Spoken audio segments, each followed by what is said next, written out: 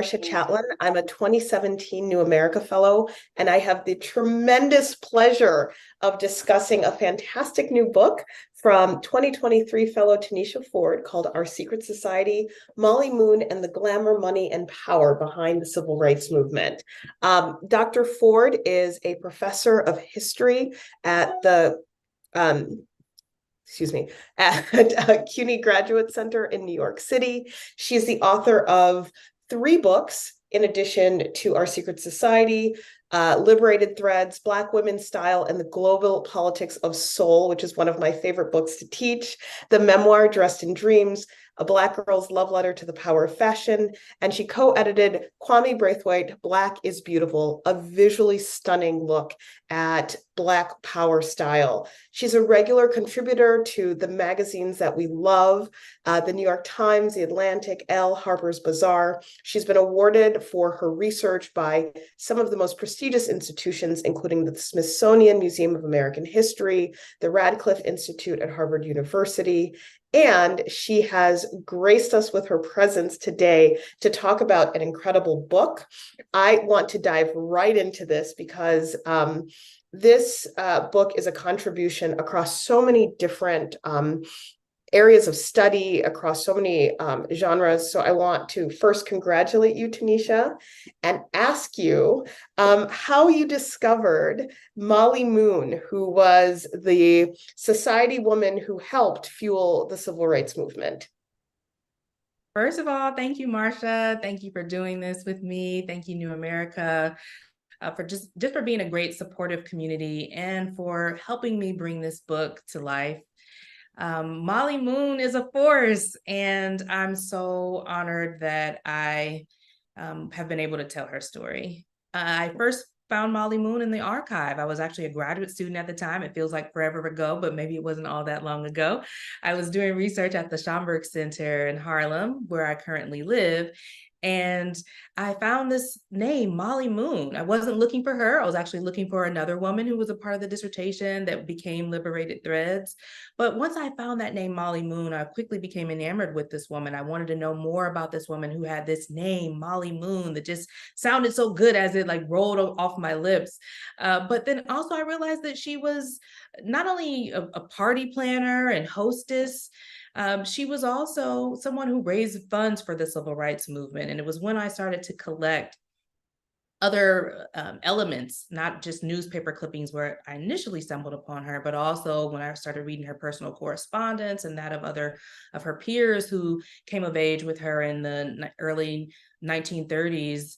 I started to realize that this story of how the movement was funded is one that hasn't been told, at least not to the degree in which I felt it should be, and that Molly Moon was the perfect vehicle through which to tell that story. Well, what's so fascinating about looking at the history of civil rights, even though we have more nuanced and sophisticated interpretations of the events, some of the nitty-gritty bureaucratic stuff has still not risen to the surface. And so what Molly Moon does is essentially she makes sure that the doors stay open, the lights stay on, that the movement can continue to expand its goals. But what's interesting is her early life, her early political ideology is an unlikely place for her to start, considering what a socialite she becomes. Can you tell us a little bit about the story opening in the Soviet Union in the 1920s? I can most certainly do that. So when the book opens in the 1930s, as you mentioned, Marcia, and I chose to start the story there because it was once I started to realize that she was a part of that cast, along with Langston Hughes, Dorothy West, Louise Thompson, Lauren Miller, and others who went to the Soviet Union to make this racial propaganda film called Black and White, which was to expose the horrors of Jim Crow segregation in the United States and labor exploitation. That I was like, wow, Molly Moon was there. Okay, like this to me seemed like a fitting place because I had also found correspondence from Pauli Murray, the famed civil rights attorney who labeled that generation, which she was a part of. And in fact, Pauli was supposed to be on that trip to the Soviet Union, But Polly labels them the Depression generation, people who came of age and came into their political awakening during the lowest points of the Great Depression. And so this group of largely Black intellectuals, artists, social workers, et cetera, went to make this film because they wanted to find solutions to the extreme racial disparities in the United States during the Depression era. The film was never made, but it was such a political awakening. And it was also an opportunity for these people to travel abroad at a time period where many African Americans did not have the luxury of travel to places like Europe, for example. So I wanted to really think through like how Molly would have been shaped by this tremendous experience to live in Moscow and later in Berlin, where she moves after the film goes bust. And how this shaped her politics, how it shaped her identity as a woman who had, social proclivities, like who loved to party and, enjoy a good glass of champagne. And so for me, it was those elements that formed the basis of her identity as a fundraiser. This book does so much because it's a biography of a person who's integral in the civil rights movement. But in many ways, I think it's about an intellectual maturation process or a political awakening that, this group of Black leftists, they all kind of scatter in different directions. And she's pulled to a kind of activist work that because it's feminized, it's not recognized. And so, can you tell the audience a little bit about how Molly and women like her, that cohort, how they get active in Black politics in the kind of, at the moment where the Red Scare is putting a lot of pressure on this group to disavow communism, where they are starting to have a second perspective on communism as a result of World War II. So, how do women fit into this moment in Black political organizing? What I love about this book is it takes us into the spaces that are typically overlooked in studies of civil rights movements. So one of those spaces is the Harlem Community Arts Center, which was a major cultural institution, part of the New Deal administration's community-based arts program initiative. And it became like a beacon of possibility for the Black arts, where issues related to economic justice and artistic production were seen as, integral and interrelated. And Molly Moon, this becomes like her first fundraising initiative before she really even takes on the label as fundraiser. She works closely with the Harlem Community Arts Center. Now, many of these people were a part of her cohort of friends and colleagues who had left-leaning politics. So the fundraising that she's doing alongside women like Yolanda Robeson, Bessie Bearden, who was an activist, and also she's also the mother of artist Romare Bearden, Alta Douglas, who was married to the famed artist Aaron Douglas. Like these women are part of her political circle, but they also have connections with people. And at this point, Molly has connections with people in DC, where her husband, Henry Lee Moon, has a position in the White House. And they also have connections in New York City as well. And so Molly is tapped to lead this committee because she has these political and social connections. And so when she forms this group, she's forming it with other people, women primarily, who have a similar political outlook as her own. The center is established by Augusta Savage, who's also one of the Moon's personal friends. But at this point, Augusta has stepped down and Gwendolyn Bennett is now the head. So I was able to see how Black women are creating the kind of arts institution building that become essential to the movement in ways that we don't necessarily think about when we focus on marches and freedom rides and so forth. All things that are important, but the kind of organizing that the women are doing around, servicing the Black community, particularly Black youth, is an element that was really important for me to establish. So Molly, although they are unsuccessful in keeping this woefully underfunded center open, Molly is able to use the connections that she's able to further establish through her work with the Harlem Community Arts Center to form an organization called the National Urban League Guild at the behest of her friend and fellow social worker, Lester Granger, who's now been elected the new executive director of the National Urban League. So he gives her free reign to basically craft this vehicle that will then serve as the fundraising and volunteer arm of the National Urban League as it moves into this new era post World War II. This is a major step in Molly's career as a fundraiser. And what I really enjoyed writing and researching about this moment was the ways that she's able to build and establish the guild in New York City first, but that guilds then are formed across the United States, each with their own tone and tenor, their own bent on fundraising, helmed by mostly Black women, some of whom are teachers, some are beauticians, others are social workers. I mean, it really runs the gamut in terms of Black women and their professional engagements.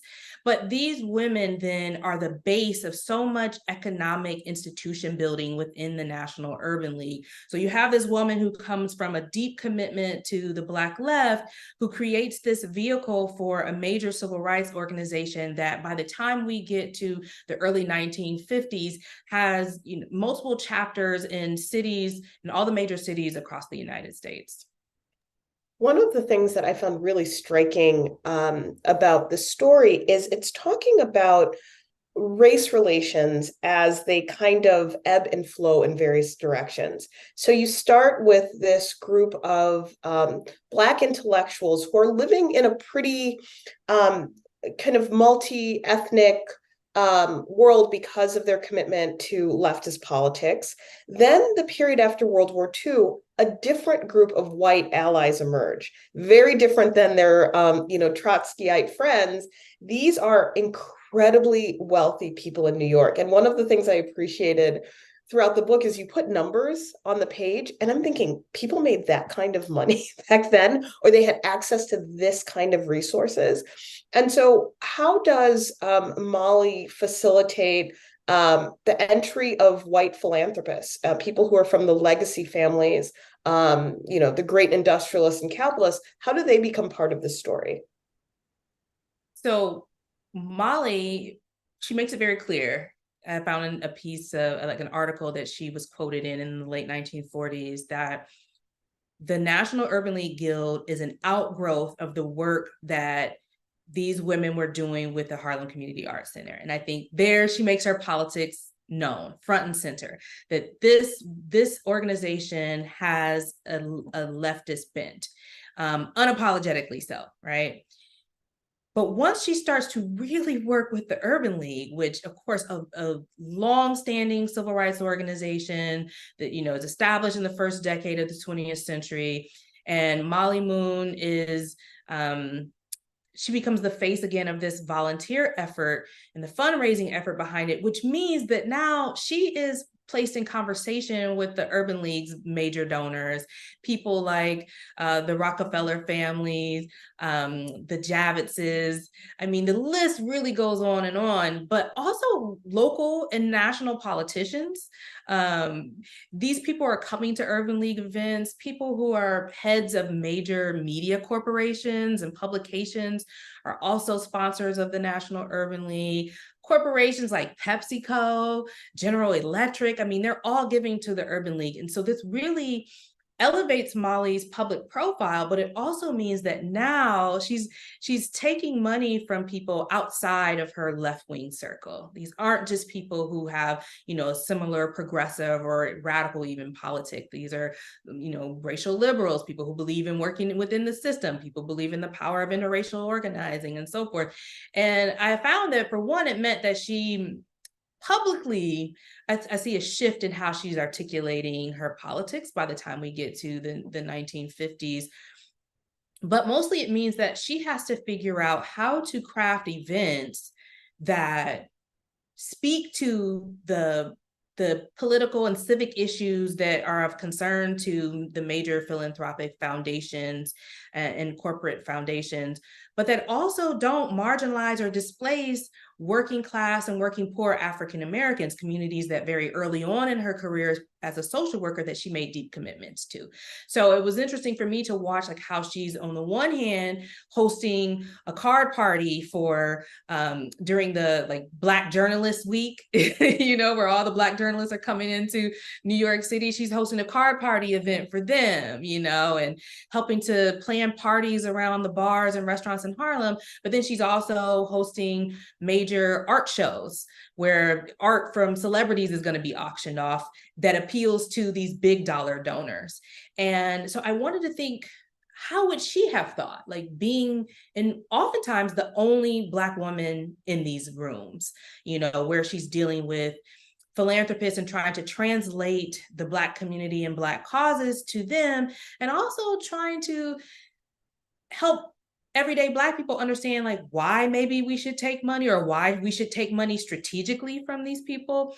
And so I wanted to, in the middle chapters of the book, really ground Molly's own experiences within this larger conversation within the Black community about whether or not we should be taking white money, and what are the trade-offs of doing so. And political scientist Megan Ming Francis gives us this amazing language of movement capture to help us understand what their fears were, that they were afraid that if we allow, you know, wealthy white philanthropists, both individual donors and family foundations, to come in and give us all this money, then they'll steer the movement in a direction that is beneficial to them, but may not be beneficial to us. So one of the major concerns was that they would take a more gradualist approach to integration. So that was a major concern, or that they would steer the movement away from things like grassroots organizing and more toward things like voters' rights, which of course were extremely important, youth education and youth programs, again, extremely important, but how could they make sure that money and resources were getting to everyday working poor African Americans who needed the resources and programs within their community? So that whole tension was really one of my favorite things to write about in this book, in that I felt like by mapping this history in the mid 20th century, it could help us understand the current moment that we're living through, where we're having similar debates about, you know, taking money from outside donors, or even around, should we raise up a Black, you know, capitalist class who could then be the donor base, which is also something I explore in this book, where some people are like, well, we need to raise up our own millionaires so that we don't have to take money from the Rockefellers. We need to have our own millionaire Black business people and rely on them because they understand our needs. And so some people believe that Black capitalism was the panacea. Other people were saying, no, even Black capitalism won't save us, you know, that capitalism at its root is part of the major problem. So I wanted to hold all these things in tension and not try to flatten out any of these debates, but to say that all of these debates were just as alive and well in the mid 20th century as they are in 2023. One of the beautiful things about this work, and before I ask this question, folks, please remember that you can also ask questions. I'm going to ask Dr. Ford a few more questions and then we'll jump in. But I haven't known you your whole life, but I am assuming that fashion and style have always been very important to you based on your other writings, including Dressed in Dreams and Liberated Threads. You do such a great job. Like the luxury and the glamour of the moment isn't lost in the real toughness of this work. You do a beautiful job of balancing Molly's life so that we understand that both are possible. And I think that one of the things that's so exciting about our generation of historians is that we understand stories of struggle are not kind of one note, that people are living lives where they are joyful and they're having fun and they're making all sorts of bad choices that they kind of regret, that they kind of don't, and then they go back and they make more. And they're also deeply troubled by what's happening in the world, and they're deeply engaged in politics. And you show this woman who is so stylish and who is so creative. And, you know, you talk about the spaces that she enters, you know, from the Hotel Teresa to the Waldorf Astoria, like she is in these iconic places in New York. And as a New Yorker, as someone who loves style, can you tell us a little bit about what that is like, writing about someone who was so glamorous in her time?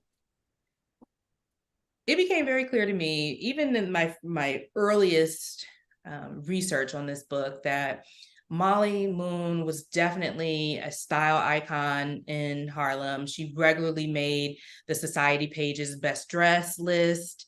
She had other fancy, beautiful friends. I mean, she was the first person to bring the Ebony Fashion Fair to New York City.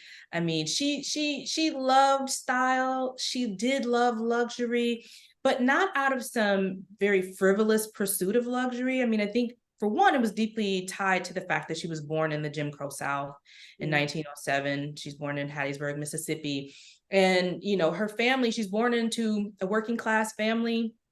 They don't have a lot. They definitely benefit from mutual aid networks that help keep their family afloat. In fact, when Molly and her mother flee Mississippi, they move to Cleveland, Ohio, and they move in with Molly's aunt and her husband and their family. So she understands mutual aid and the power of that very, very acutely. But like many of us who weren't born into much, but you see that there are other people in the world who seem to have all the things and seem to have access to so many things.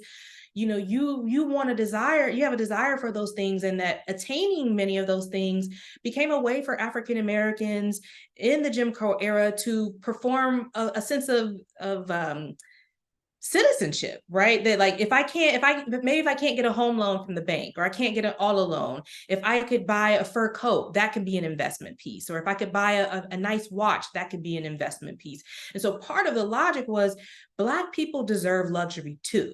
Like that luxury should not just be a thing that's set aside for white folks, and definitely not just elite white folks. And so I think becomes part of Molly's politics. And so I tried to really show how she's juggling her commitment to socialism and anti-capitalism with her own desire and love of nice things, and with her belief that Black people should have access to nice things. And her events really reflected these politics, that we could fight for freedom and fight for our right to full enfranchisement, while also having a good time, while also delighting in Black joy and Black leisure, that these things too are our birthright. And I found this article, I believe it was in the Amsterdam News, it ran around 1961, where the author is really praising Molly Moon and the women of the Guild for the work that they do. They liken the movement to a frontline battle, and saying that the activists are on the front lines, that they are battling, and that Molly's annual signature fundraiser, the Beaux Arts Ball, becomes a respite, right, for the soldiers on the front line, and that these women of the Guild deserve to be honored as activists alongside any other frontline activists, because they have their shoulders to the grindstone and are really doing the work to fight for the movement by creating spaces where we can retreat. Right, like this becomes, I think they even described it as a furlough for, you know, these frontline activist workers. And so that she's bringing the joy into the movement, and the joy is what's going to sustain us in the hardest and, you know, most exhausting work of the movement of getting free. And I found this article clipping in her own personal archive. So this was something that she would have seen and would have said, yes, they get it. They get the work that we're doing. They get the importance of this work that, you know, many people have trivialized. Even people within the National Urban League didn't fully appreciate the work that the women of the Guild were doing, but this article seemed to capture it. And I thought that it was important to note that here's a Black woman who didn't come from much, but wanted to give Black people a taste of everything, even if just for one night at one of her events. You know, when you talk about the ways that Molly Moon was really part of New York society, and I would say across the color line in many ways, it also makes her incredibly vulnerable. And I'm not going to spoil it for the audience. You have to read this book, but there are some scandals. There are some very public things that she deals with. And you write them both respectfully, but with just enough scandal feel around them to get us to the next chapter immediately, right? What happens? But it's about, but what I think at the heart of it is about when women step up in these ways And when women have power, even if they try to veil it or put it in a beautiful gown at a ball, people are threatened. They recognize what she has. And, what are some of the ways that, this book, from your perspective, is also a book about like the perils of leadership, right? Because this is not unlike a lot of the great scholarship we have about how the men in the civil rights movement were always fighting with each other. But there's a way that when women are engaging in fights, it's read differently. But this is about power, and so how do you think Molly presents another way of us thinking about power during this time? So Molly was definitely a power broker. She used her position within the Urban League very strategically.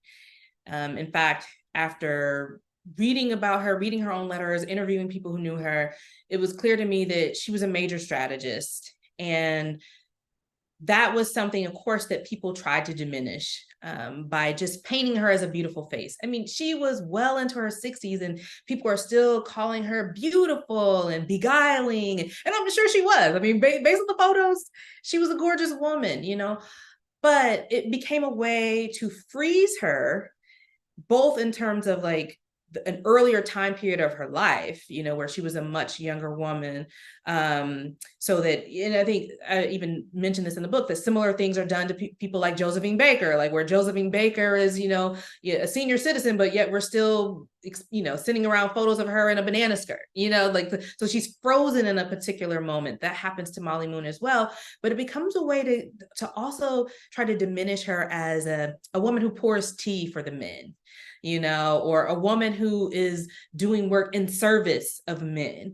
And people then use that as a metaphor to describe the work of Molly Moon and largely the work of the Guild. And the women of the Guild very strategically push back by saying, we're going to organize so that our work within the National Urban League is not seen as just this volunteer work of the ladies who lunch crowd, that we are all power brokers in our own communities.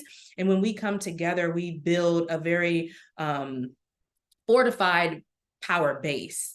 We have ties to local and state politicians, to radio and TV media. They very strategically used their networks and their ties to help bolster the movement. So I wanted to show that this is what I call like satin glove power, right? Like you see us as just the helpmeets of the movement. In fact, Lester Granger even describes them as, like the helpmeets of the movement, very biblical, scriptural language just to describe, the role of the woman as in support of her man.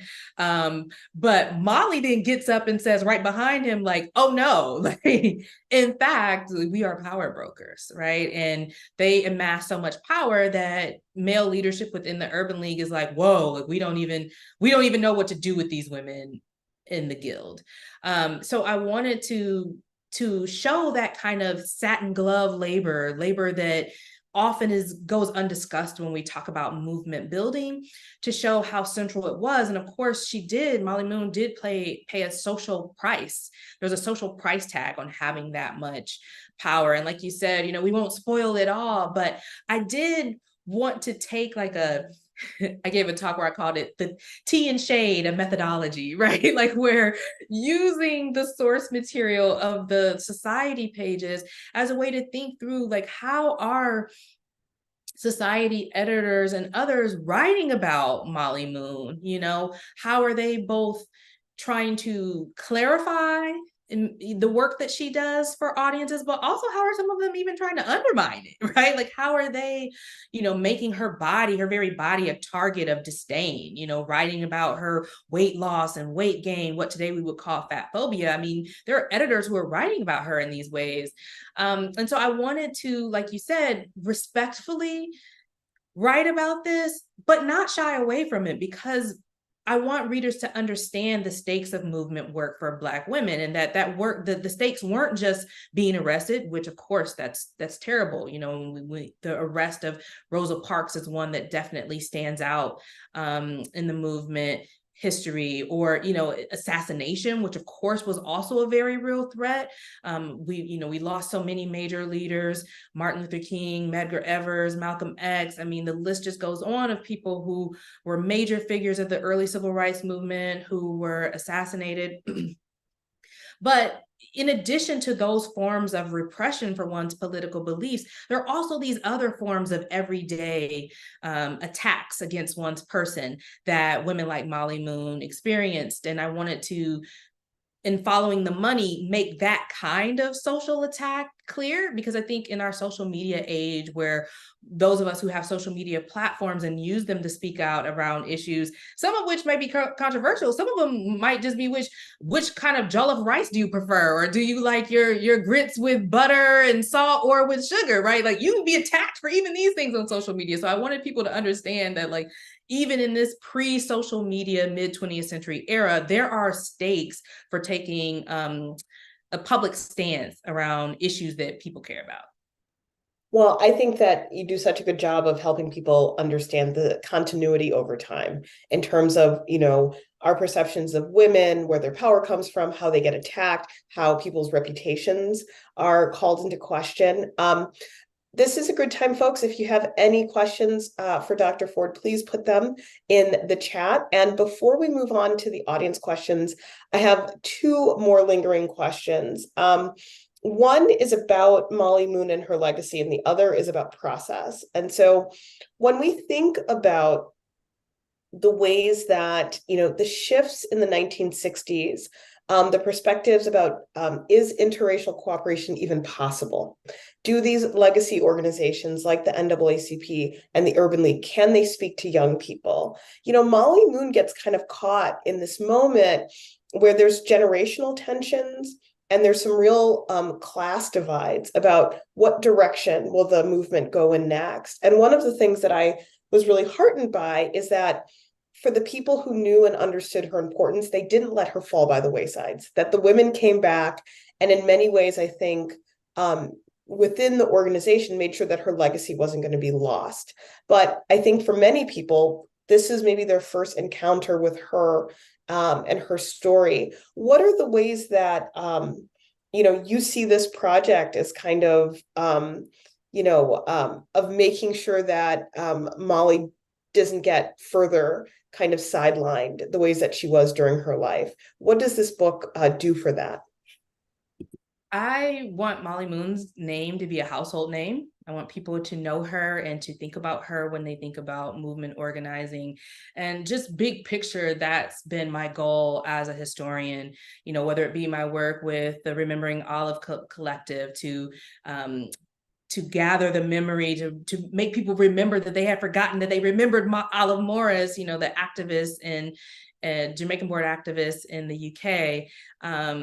The work that I've done around fashion and the dress body to help people understand like how important clothing was for movement activists and how they incorporated it into their activist strategies. I mean, my work is work that is very consciously about taking these stories that have fallen to the margins of our history and recentering these folks. And mostly for me, that includes focusing on Black women, non-binary femmes, and so forth. Like, these are histories that we need to know, because these were people who are fighting for our democracy, for our freedom, for our right to have joy, for our right to, experience leisure and luxury and everything else in this world that we want. Like, this is what I am committed to doing as a historian.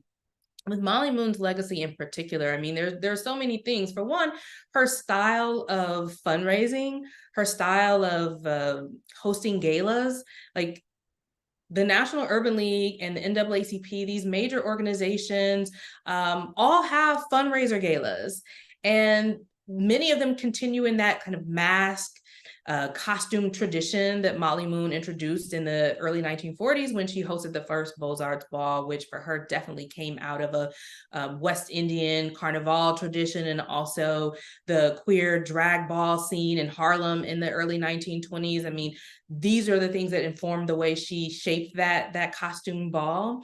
But also, I mean, the way she platformed mutual aid networks. She says this when finally, just mere months before her death, the National Urban League creates this Molly Moon Volunteer Service Award. And when she gets up to award the inaugural Moon Award to her friend, Helen Hardin, who's been doing this work with her in the Guild for decades by this point, she says, "We have given millions of dollars to the National Urban League with no strings attached." And for me, as someone who had by that point become something of an expert on, the rise of the nonprofit sector in the United States, I saw, this is a really key thing that she's saying here. She's saying, unlike many of these foundations and corporations from whom you are like touting the fact that you've received money, they have strings attached. They have, certain conditions and terms, things that they need you to do in order to accept this money. We've given you this money with no strings attached. And for me, that was her articulating a Black grassroots model of philanthropy. So that is something that I really want people to understand, that even though she was in the room with these wealthy philanthropists and she did take money from these people as well, she also was over what I would call the Black Freedom Financial Grid, right, which connected churches and social clubs and sororities and fraternities to help move money across the country to Black communities in need, even when there wasn't this big, this big national media spotlight on the movement. And I think her Molly Moon's remarks about the importance of giving money to our communities with no strings attached is one that I want people to walk away from the book understanding about Molly Moon's legacy. Oh, what a beautiful, beautiful contribution. And my last question is also a question from the audience process. Before we started, I said, how did you finish this book during and beyond? And when you look at this beautiful book, read the book, look at the beautiful photographs. Oh my gosh. And then go to the notes and understand that Dr. Ford had to manage archives in a lot of places with a lot of different types of materials. So can you tell us a little bit of your process from proposal to publication day? Yes, I can do that. I'm happy to do that, because what it first and foremost allows me to do is to thank my research assistants who have helped make this book possible. I mean, in many ways, we academics, we get to stand in front of the audience and receive all the glory and the praise for the work that's in the book. But these books don't happen alone. And oftentimes the support team behind the book are a bunch of graduate students who are, just struggling every day just to make ends meet on the stipends that they are given by the universities that they attend. So I want to thank my research assistants. I've had a chance to thank them in person for everything that they've done to make this book happen. And also it gives me a chance to thank organizations like New America, who helped support this book with resources that allowed me to take time off of work to finish the book, to get this book out in the world. So many thank yous to them, and to my editor, Patrick Bass at Amistad, who just allowed me to write the book that I wanted to write. So when I started off with this book, I had been, by the time I got the book contract in 2020, I had been working on this book in some way, shape, or form since 2010, when I first encountered Molly Moon in the archive. And originally it was going to be a book that was about hostessing. I was, deep into material cultural studies. And so I really wanted to focus on how these women hosted big events, the kind of flatware in China, and, what kind of keepsakes they had. And I did all this history around the Waldorf Astoria and other hotels to try to understand, the material life of hotels. I mean, I was deep in my material culture bag. Once I started to realize that Molly Moon's events were fundraisers, and the book started to shift in tone. So when I proposed a book about Molly Moon as a civil rights fundraiser, and that, that she was hosting all these amazing beauty pageants and fashion shows and galas to support the movement. But once I started to read her personal correspondence, I realized too that there was this story of this larger generation, again, the Depression generation, as Pauli Murray terms them, and that was an opportunity for me to tell an even larger history about major shifts in the civil rights movement, conversations about race, class, and gender, conversations about philanthropy and capitalism. So what I ended up having to do then was to create a multi-layered book where I use source material like personal correspondence, newspaper clippings. I think I had thousands of newspaper clippings when it was all said and done. Also taking that material culture approach and doing the work that I had initially started doing around hotels and other materiality of fundraising, but also the Black love story of Molly and Henry Moon. I mean, that was another layer. I mean, there were just all these layers that I had to have research for, and then I had to figure out like how to put all of these things together, the personal story, the institutional history, the movement history. And so I drafted this thing so many times. I can't even tell you, Marsha, how I many know, times I drafted. trust me, I completely get it. Oh my goodness. Because I had to lay the foundation for all of those layers, which is a part of my signature style as a historian, I would say. Like, I like to create a lot of texture. So it's about using my eclectic array of source material to create these various textures that will then lay on top of one another to create their own kind of fabric, if you will. So I had to create that kind of analytical texture. But then I had to go back and create like a narrative arc and a narrative structure. And, so I was studying suspense novels and, all sorts of things to figure out, like, how do you create that dun dun dun dun like moment in the book? Like, what kind of And you do structure? it, and you totally capture it because it's written, it feels like a diary entry. And then at some point it feels like surveillance, right? Like you use place and date. And sometimes I'm okay, this is Molly chronicling her day. This is someone watching Molly. This is someone who's trying to keep track of what she's doing. And and I think in many ways there are a lot of love stories in this. Someone asked about Molly's romantic and personal relationship. There's her relationship with her husband, but I think that there's like a real like love of community, and you see it in her relationships with other women. You see it with I think this is about like a relationship with New York that's really beautiful. But could you tell us a little bit about how her romantic and personal relationships shape her activism?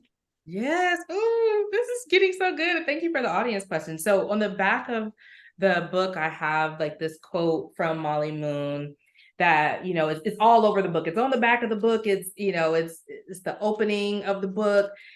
At an early age, I became aware of my obligation to participate in organized efforts to level the onerous barriers which locked me and my people in a ghastly cultural, political, and economic ghetto. Neither I nor my family had sufficient income to make significant financial contributions to this cause.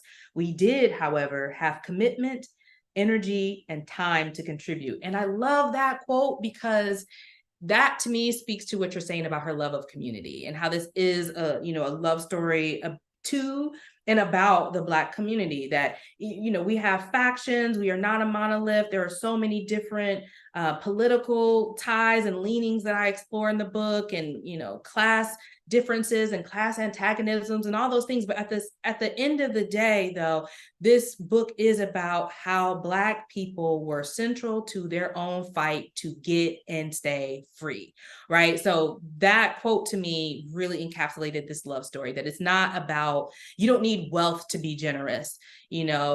Everyday working poor, working class Black people outgive even people who in higher, tax brackets, right? So I wanted to really highlight that.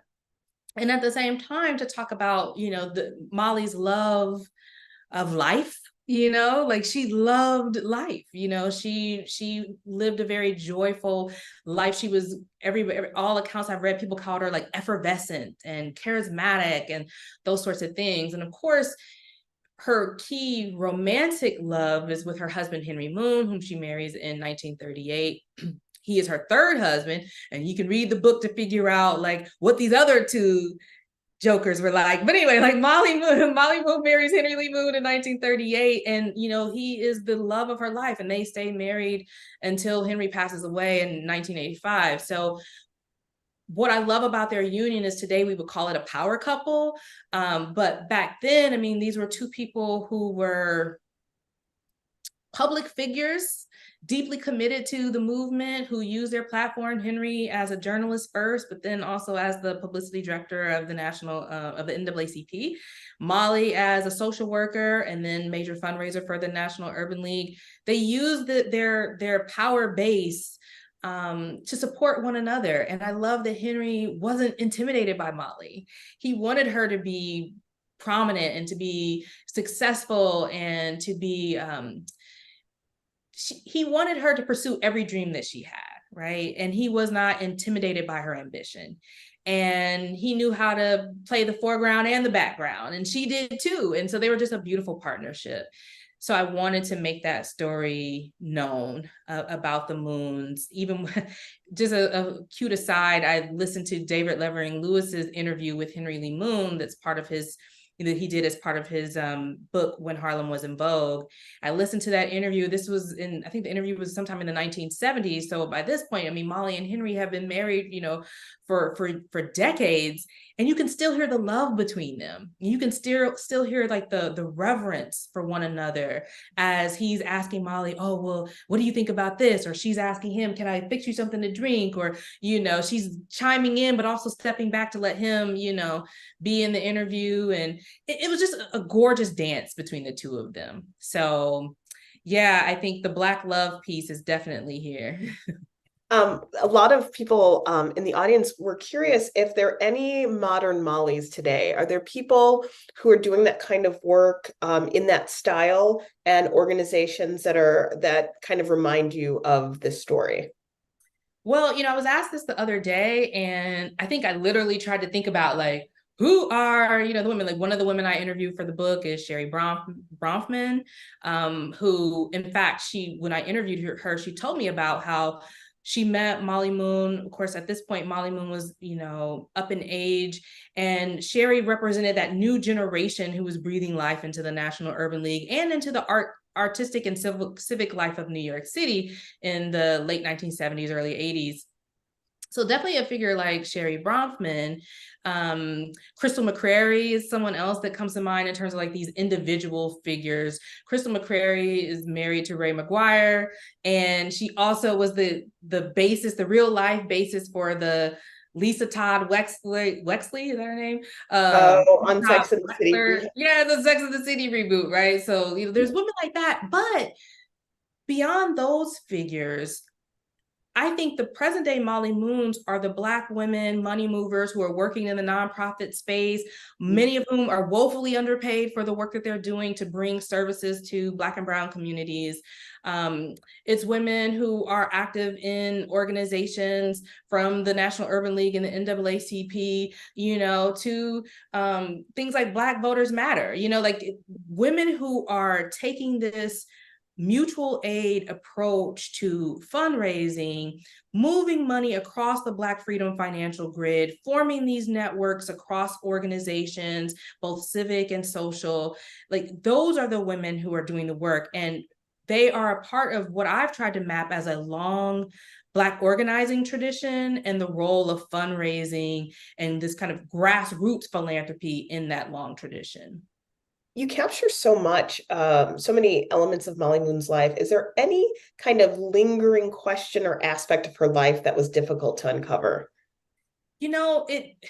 When Molly and Henry were living apart, I mean, them living apart, while it was a strain on their marriage, they lived apart from 1938 to 1942.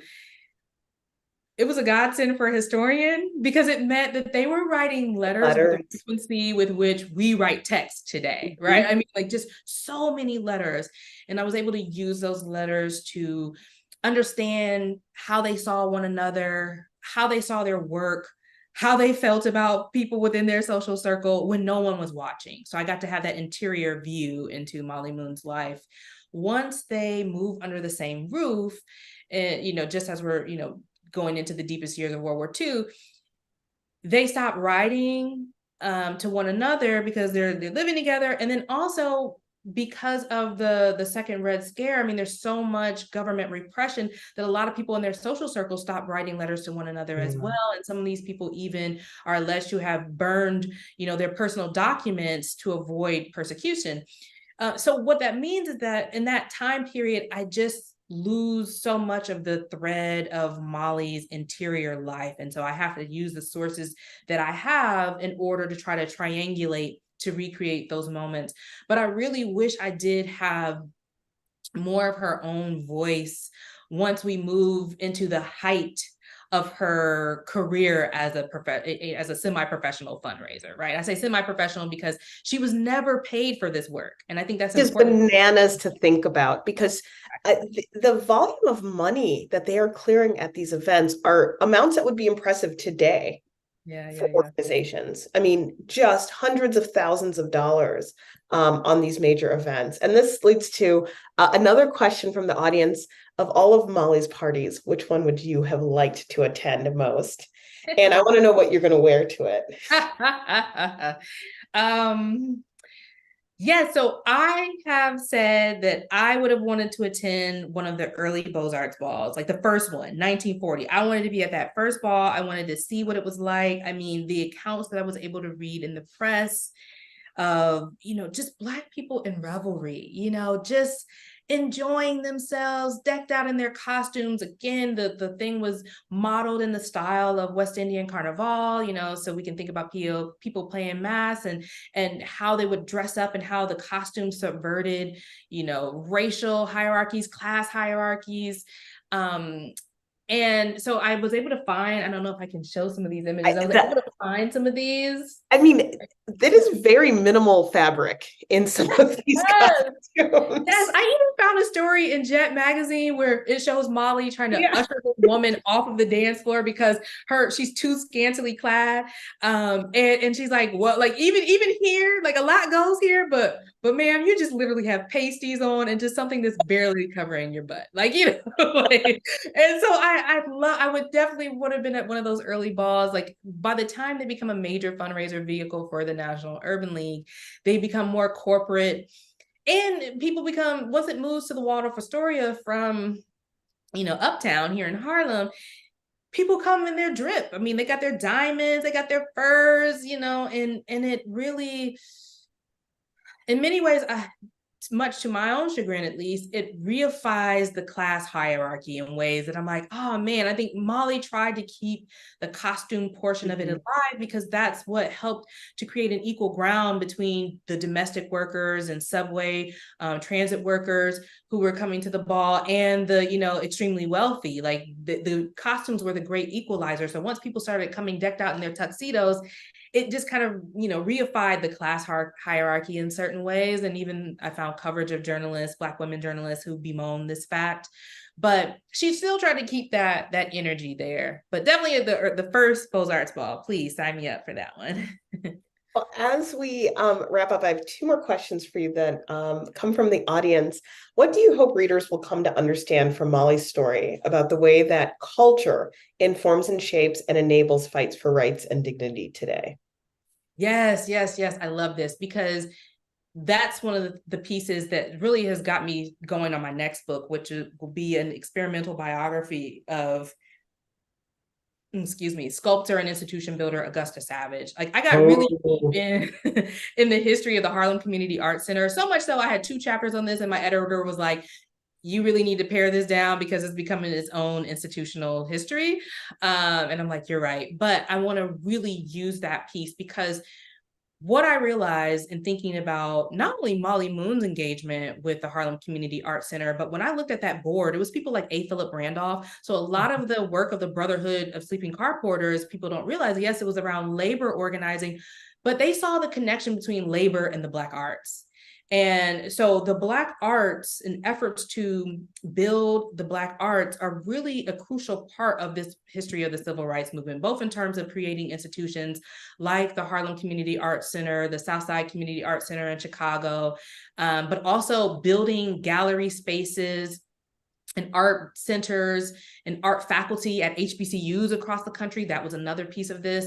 Black people who are part of that growing Black upper class, Black millionaire class who are using their second homes on places like Martha's Vineyard, Sag Harbor, the Hamptons, Idlewild, Michigan, as art galleries and collection spaces. Like that was an important part of this history. So I really wanted to think about the role of the arts in an era that predates the Black arts movement, right? A lot of the times we think about like the arts piece enters the conversation in the mid 1960s around, the Black Power era. But no, we can really trace this long history of the Black arts from the Harlem Renaissance, of course, through the Black arts movement and beyond. And so this book helps to fill in that gap of that interstitial space that typically falls outside of our focus on Black arts and the integral role the arts played in the larger Black freedom movement. There's nothing more amazing than when someone finishes an accomplishment like this and they're excited about the next thing.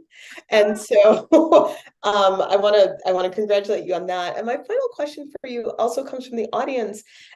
How did writing this book impact you as a Black woman historian and and I would also add as a New Yorker and as someone from the Midwest and as someone who loves style and fashion? How do you think Molly Moon's story has impacted you personally? I love this book so much. It's the hardest book I've ever written. And in writing it during a pandemic, during a major racial upheaval in this country, I mean, it was gutting. It was gutting to write this book. So I really held on to every piece of joy in the archive I could find. Oh, a beautiful gown here, a party here. I just even a salacious bit of gossip. Ooh, I was sipping tea in my room. This is my office. Like I'm in my office, ooh, like this is juicy. And it allowed me to connect with friends just to share bits of things that I was finding. And so I really appreciated finding a space of refuge, even in the archival materials that I was uncovering. And it did help too that even when I couldn't touch people or be in their homes, one of the things I could do was walk outside of my door and walk around New York and literally map the places. Oh, Molly held an event here. Oh, this is where this, organization was headquartered. So and so lived in this house. Like you having the space here, it really gave the book a kind of spatial awareness in ways that I do see how it could read to people as a love letter to New York City, because I do love living in New York. I've been here for a decade now and consider myself something of a New Yorker.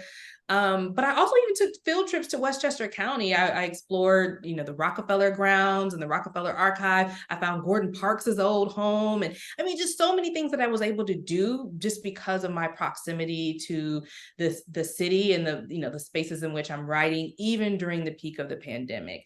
So I am forever changed by this book. I do want to take a break from writing, really archive heavy books like this, which is why my Augusta Savage will be more experimental. I'm going to find another way to another method for that book. But now that I've done a book like this, I would totally do it again. I would totally write a very research intensive book like this again. Well, Dr. Tanisha Ford, congratulations on the publication of Our Secret Society. Everyone go get a copy and continue to follow Dr. Ford's work in major publications, Town and Country, the New York Times, you name it, she's there, not unlike Molly Moon. And thank you so much for joining us for this conversation.